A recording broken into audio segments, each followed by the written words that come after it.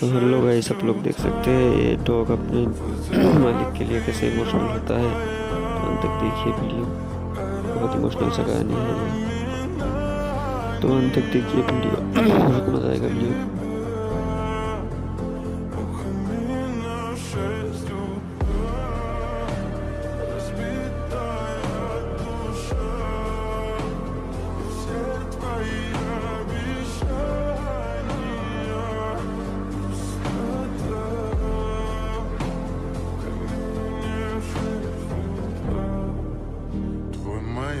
Подарил мне боль.